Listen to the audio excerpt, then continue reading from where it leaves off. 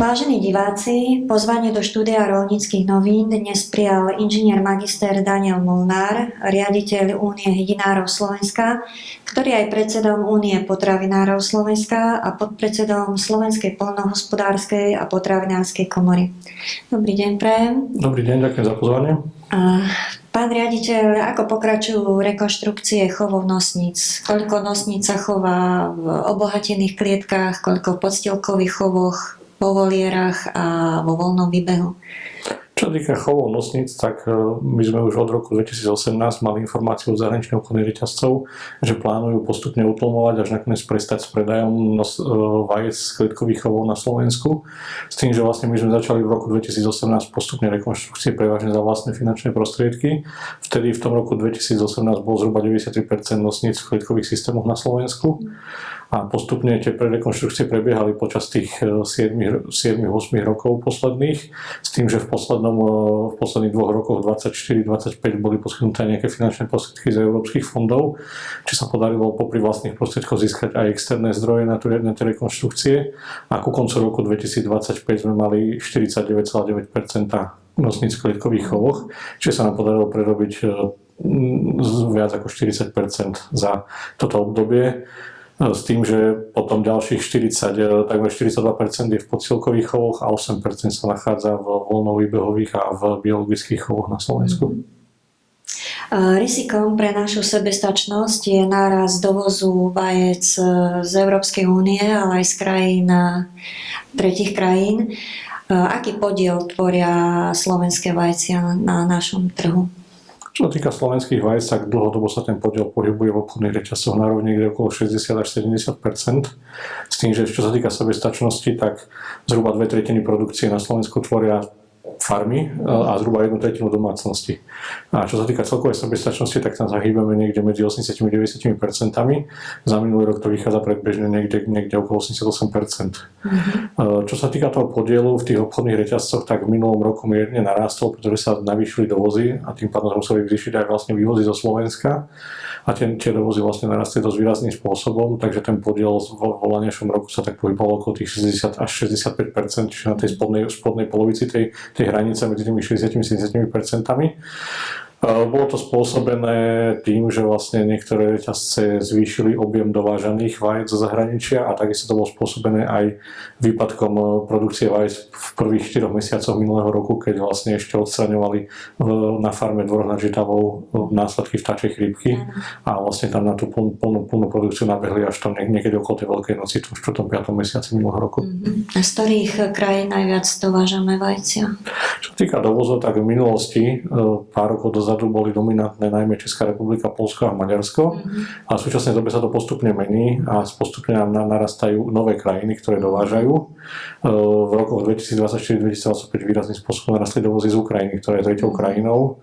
V tomto roku naopak z tej Ukrajiny už vidíme tých vajec menej, ale nahradili ich vajcia z Lotyšska, z Litvy a z Bulharska prevažne. A takisto na posledné 3-4 roky najvýrazne narastol podiel dovozu aj z vajec z Holandska a z Nemecka. Čiže to portfólio tých krajín sa postupne rozrastá, rozširuje. A máme tu aj krajiny, ktoré sú v Európskej únii, ale takisto aj krajiny, ktoré sú mimo Európskej únie, čiže tretie krajiny, ktoré nemusia plniť podmienky Európskej únie, čo vlastne To je dôvod. Čo je vlastne aj problém toho, že je ťažké im konkurovať, pretože ich výrobné náklady sú výrazne nižšie ako naše a tým pádom aj tie vajcia sú výrazne lacnejšie ako naše a ľahšie sa dostanú na ten trh a za nižšie ceny sú predávané v akciách ako naše. Od začiatku tohto roku prestali zahraničné obchodné reťazce na Slovensku predávať vajcia z klietkových chovov od slovenských producentov. Prejavilo sa to v maloobchodných cenách vajec? Určite áno, tie prejavy tam sú viditeľné a zreteľné. Ten hlavný dôvod je ten, že sú rozdiely v predaných cenách vajec, ktoré pochádzajú z klietkového chovu a ktoré pochádzajú z podstielkového chovu alebo z voľného výbehu. Sú tam rozdiely aj v odbytových cenách, ktoré sú priamo od výrobcov. A keď sa pozrieme na tie rozdiely odbytových cien, tak medzi klietkovými vajcami a podstielkovými vajcami je ten rozdiel zhruba 10 až 15%, sú vyššie ceny z podstielkových chovov vajec a v prípade voľnovýbehových sa to hýbe niekde medzi 15 až 30% ten nárast cien, čo týka odbytových cien a následne sa to vlastne tá odbytová cena prejavuje aj v tej spotrebiteľskej cene, ktorú vidí spotrebiteľ na pulte a takisto tie rozdiely, keď si porovnávame medziročne ten rozdiel tých prvých 3 mesiacov tohto roku a toho obdobia počas roka minulého, niekedy medzi tým 5. až 10. mesiacom, kedy tá cena viac menej stabilná, tak tam vidíme tam ten nárast tej priemernej spotrebiteľskej ceny zhruba o 6 až 7%. Čiže je to evidentné, tie dôvody sú jasné. Vlastne tam tie ceny podcelkových vajec sú vyššie a rovnako sú aj tie náklady vyššie. Keďže vieme, že tam tá produkcia tých vajec je výrazne nižšia, rovnako je tam vyšší úhyn nosníc a takisto aj vyššia potreba nákladov a preto sú tam vlastne tie základné rozdiely v cenách, ktoré sa prejavujú aj v cenách na pultoch. A nie je to diskriminácia, ak zahraničné obchodné reťazce odmietajú predávať vajcia z klietkových chovov od našich producentov, ale pritom v ponuke majú klietkové vajcia od zahraničných dodávateľov? Áno, z nášho pohľadu je tu dvojitá diskriminácia, alebo prvá diskriminácia je vlastne to, že žiadny predpis, či už európsky alebo slovenský, nám nezakazuje chovať alebo chovať nosnice v klietkových systémoch, alebo takisto aj predávať. Lebo na Slovensku taký predpis nie je, čiže naďalej nám to umožňuje chovať aj predávať tieto vajcia. Čiže to je prvá diskriminácia a druhá diskriminácia je vlastne tá, že avizovali reťazce, ale stále sú tu obchodné reťazce, ktoré naďalej v akciách predávajú dovážané vajcia. Či už sú to lotyšské, alebo v minulom roku to bolo veľké množstvo tých ukrajinských vajec, ktoré pochádzajú z klietkových chovov, ktoré sú predávané v akciách za veľmi nízke ceny. Ale rovnako vlastne aj vidíme aj ten efekt, že takisto je veľké množstvo vajec ponúkaných, alebo väčšie množstvo vajec ponúkaných podcielkových zahraničných. A tam tie dôvody sú takisto zrejme, tam keď sa pozrieme na Európsku úniu a štruktúru produkcie vajec, tak Európska únia stále má 36% vajec, alebo 36% nosníc v klietkovom systéme a iba 41% nosníc v podcielkových systémoch. Čiže vidíme tu ten vysoký podiel stále. A dokonca vysoký podiel je aj v tej prvej šestke krajín Európskej únie, ktorá produkuje 75% vajec v Európe. Tam stále vlastne v rámci Španielska alebo Poľska tam sú tie podiely na úrovni 60% a viac z tých klietkových systémov. A keď sa pozrieme na Slovensko, tak my tvoríme len nepatrné množstvo aj nosníc, aj vajec v rámci Európskej únie, necelé 1%. Čiže u nás tie dovozy vlastne z tých krajín nás môžu výrazným spôsobom ohrozovať. A keď sa aj pozrieme na ten vývoj tých predávky, tých podcielkových vajec, my sme medziročne prerobili možno nejakých 10% klietkových chovov na podcielkové, ale v rámci Európy ako celku medziročne sa došlo zmeniť len o 3%. Čiže tam ten podiel nárastu je veľmi malý a prerába sa to postupne. Dôvody sú viaceré, ale najmä tie, že je nedostatok technológií a nedostatok tých firiem, ktoré by to dokázali montovať a vymieňať v rámci celej Európy. A dnes, keď sa na to vlastne aj pozrieme, tak vidíme, že u nás a v Čechách, v Českej republike je podobná situácia, máme zhruba medzi 40-50% klietkových chovov, ale naďalej sú tu krajiny ako Poľsko, Lotyšsko, Litva, Bulharsko, Maďarsko, kde je ten podiel nosníc klietkových systémov stále viac ako 60%, čiže je to veľký nepomer a určite je to aj problém z toho, že je nedostatok vajec podcelkových alebo voľnovýbohých v rámci Európy a tým pádom je to aj problém v rámci tých obchodných reťazcov. Ale to musíme vyzdvihnúť, že slovenské obchodné reťazce naďalej predávajú kliatkové vajcia, naďalej podporujú slovenských výrobcov a naďalej ponúkajú vlastne všetky typy vajec spotrebiteľom a nechávajú na spotrebiteľov, nech si vyberie, ktoré vajcia si chce vlastne kúpiť. A aký podiel na domácom trhu tvorí slovenská hydina? Aký je trend v súčasnosti? Čo sa týka slovenskej hydiny, tak tam je to také trochu špecifické. Tam dlhodobo sa pohybuje podiel v obchodných reťazcoch niekde na úrovni okolo 42%, čiže je to menej ako 50%. Tam mäsobezpečnosti niekde tesne nad 50% v hydinovom mese. Tam tá štruktúra je taká, že vlastne zhruba nejakých 93% produkcie hydinovom mesa tvoria farmy a nejakých 7% domácnosti na Slovensku na tej spotrebe. Ale vidíme tu aj také veľké výkyvy v poslednom období, čo sa týka spotreby a produkcie. Lebo keď si porovnáme posledných 7 rokov, tak nám výrazným spôsobom narastla spotreba hydinového mäsa na Slovensku. My sme vykazovali dlhé roky spotrebu niekde na úrovni 20 kg na obyvateľa, čo bolo výrazne za priemerom Európskej únie, ktorý sa hýbe niekde medzi 26 až 28 kg. A v priebehu 7 rokov to u nás vstúplo si 20 kg na 34 kg, čiže tam naraz o 14 kg. Ale keď sa pozrieme na vývoj produkcie, tak tam sme vlastne vstúpli o nejaké 3 kg na obyvateľa. Čiže vidíme, že ten náraz produkcie nie je ťahaný slovenskou produkciou alebo slovenskou výrobou, ale tými dovozmi zo zahraničia, ktoré neustále rastú.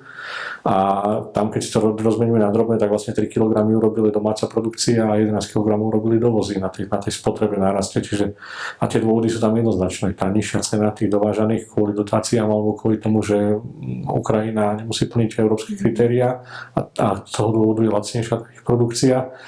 Takže vidíme, že tu je tiež problém, kde sme nezachytili tú situáciu z toho pohľadu, že tie dotácie a podpory sú u nás výrazne nižšie ako v tých okolitých krajinách a tým z toho dôvodu nevieme reagovať na tie výkyvy tých cien, na tie vlastné dovozy, ktoré sú zo zahraničia. Ale zase pozitívna informácia je tá, že posledné 4 roky mierne rastieme v produkcii hydinného mäsa na Slovensku a takisto sme aj v Lani vzrástli z 80 000 tón na 87 000 tón, čiže takmer o 10% nárast produkcie. Čiže vidíme, že aj tí naši producenti reagujú na to, ale stále je tam problém s tými dovozmi a s tými cenami tých dovozov. Minulý rok bol pre chovateľov hydiny náročný aj z hľadiska zdravotných rizík. Chovatelia celoročne uplatňovali prísne opatrenia biologickej bezpečnosti. Aká je teraz súčasná situácia u nás a v Európe z pohľadu tej vtáčej chrípky? Čo sa týka vtáčej chrípky, tak pred nejakými 10 rokmi sme to nevideli ako nejaký veľký problém, keď tých výskytov bolo minimum v rámci Európy, ale postupne to narastá a vlastne ten náraz je vidieť na tom, keď si porovnáme vlastne roky 24-25. V 24. roku bolo v Európe 451 ohnízk vtáčej chrípky na farmách a v Lani tu už bolo 699 ohnízk vtáčej chrípky na farmách. Čiže ten náraz je enormný, vidíme, že sú tu tie problémy a je nevyhnutné vlastne aj potom robiť tie opatrenia biologickej bezpečnosti na tých farmách, aby sme tie farmy ochránili a tú našu produkciu a nespôsobili si problémy. A čo sa týka vtáčej chrípky, tak dlhodobo najviac postihnuté sú krajiny ako je Poľsko, Maďarsko, Francúzsko, Taliansko, kde tie výskyty sú rádovo v stovkách fariem ročne. Čo sa týka Slovenska, tak tam našťastie tých výskytov je výrazne menej. Tam v roku 2024 sme mali zachytenú vtáčiu chrípku na nejakých 4 väčších farmách, kde to urobilo dosť veľké problémy, či už sa týkalo produkcie vajec alebo produkcie násadových vajec takisto. A na produkcii Slovenska v roku 2025 sme nezaznamenali žiadne ohnisko. A čo sa týka roku 2026, tak zaznamenali sme niekoľko, alebo tak v tom 25. žiadne veľké ohnisko na farme veľkej, iba na malých farmách alebo drobnochovoch. V tomto roku 2026 boli zaznamenané nejaké 3 ohniska aj na farmách, ale našťastie sa jednalo o farmy, ktoré mali menšie počty zvierat, čiže ten efekt na produkciu a na výrobu až taký veľký nebol a samozrejme ten efekt na to producenta je výrazný, nakoľko to spôsobuje rádovo niekoľko 100 000 až miliónové škody, tá likvidácia toho celého krdla alebo celého stavu tých zvierat, ktoré majú. A okrem toho vlastne už potom boli zaznamenané niekoľko takých menších drobnochovov a malých chovov domácich. Je to možno aj vďaka tomu, že sa snažíme dôsledne uplatňovať tie prísne kritéria tej biologickej bezpečnosti a ochrany tých fariem. Nepúšťať tam tie cudzie osoby na farmy počas toho obdobia kritického a rovnako vlastne aj chrániť tie priestory fariem a zamedzovať tomu vplyvu priamom kontaktu s voľne žijúcim vtáctvom, ktoré je rizikové.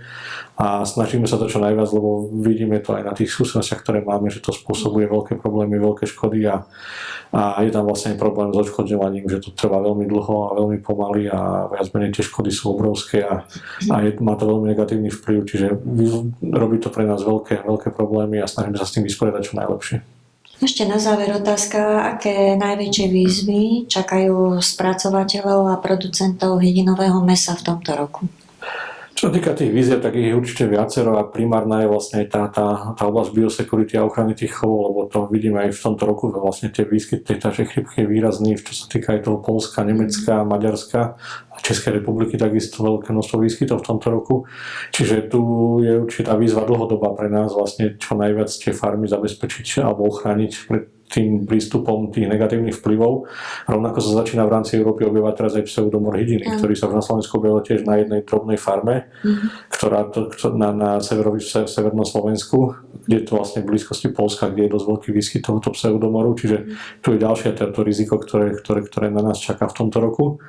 A z pohľadu produkcie, tak určite tam bude na všetkých nás, aby sme vlastne zachovali tú produkciu, čo sa týka hydinového mäsa, tak aby sme dokázali konkurovať tým dovozom a nejakým spôsobom aj požiadať alebo tlačiť na štátne orgány, aby nás podporovali a našli tie formy podpory a pomoci, aby sme vlastne mohli tu konkurovať týmto lacným producentom, lacným dovozom.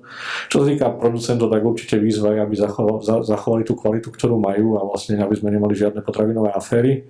A v prípade vajec tam nás čaká určite ešte výzva, nakoľko stále máme zhruba 49,9% nosníc v klietkových systémoch a aby sme dokázali zasobovať ten trh v súlade s tým požiadavkami, mali sme byť niekde na 40%. Čiže ešte nás čaká určite veľká výzva na ďalšie rekonštrukcie klietkových systémov, či už v tomto roku, čo by bolo ideálne znížiť to o tých 10% aspoň a v ďalších rokoch postupne znižovať takisto, lebo vidíme tu aj ten tlak v tej Európskej komisii, že sa už hovorí o tom, že niekedy v budúcnosti sa plánuje s tým zákazom chovu v tých klietkových systémoch, čiže postupne budeme musieť ten podiel znižovať a tu bude nevyhnutné vlastne, aby boli vyčlenené nejaké finančné prostriedky z európskych zdrojov na tieto, ktoré sa chystajú výzvy, veríme, že sa budeme môcť do nich zapojiť a v najbližšom čase a zrekonštruovať dostatočné množstvo tých klietkových systémov tak, aby sme mohli povedať vlastne, že na Slovensku bude aj v tých zahraničných obchodných reťazcoch dostatok tých podsielkových vajec zo Slovenska a nemuseli ich nahrádzať dovozom z zahraničia. Áno. Pán riaditeľ, ďakujem vám za návštevu v štúdiu, za vaše odpovede a vám, vážení diváci, ďakujem za pozornosť.